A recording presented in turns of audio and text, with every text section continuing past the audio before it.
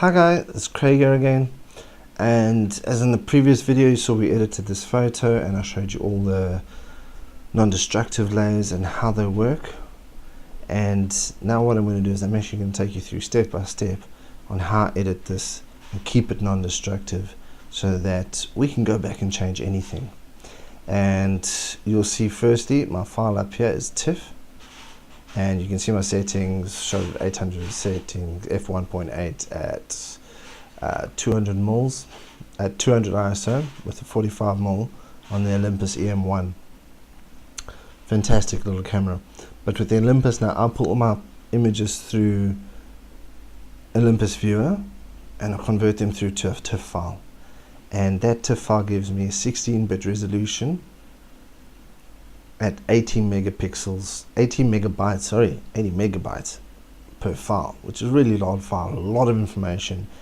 And for the Olympus images, really just keeps them crisp, keeps them sharp. So enough about that babble. So we're going to head off and start here, and I'm not going to go through Lightroom, we're going to go straight through the editing process. Okay, so firstly, develop module. I'm just going to go and click auto and say, what does the computer think?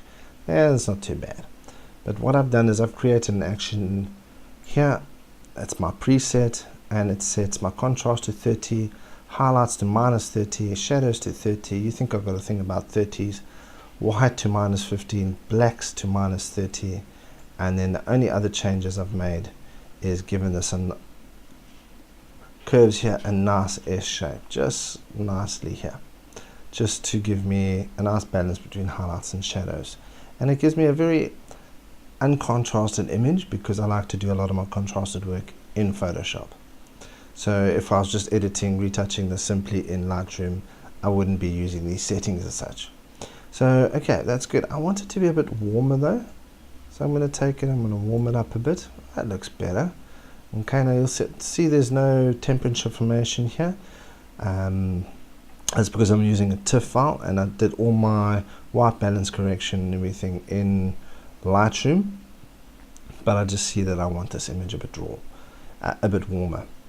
And you can see not a totally flattering image, not the fantastic image, but there's a lot of things we can do in this image that I can show you most of the layers and probably all of them that I use in a retouching process.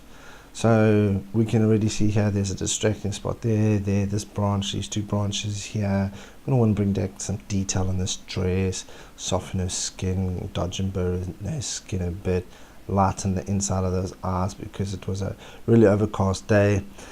Beautiful softbox, but it was casting a bit of a shadow after the eyes. And then we just maybe enhance some colors and just take it from there, maybe do some color toning as well too. I think that'll look beautiful.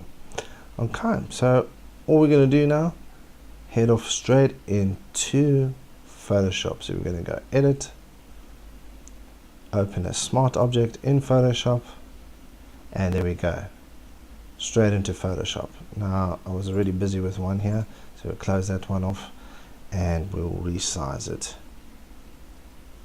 to full screen. I like working like this. I can see majority of my image. It's all good.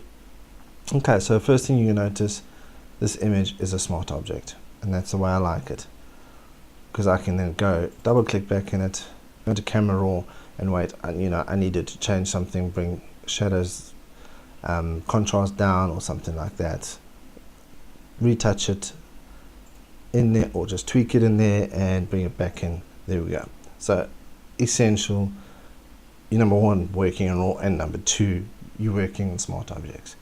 Okay,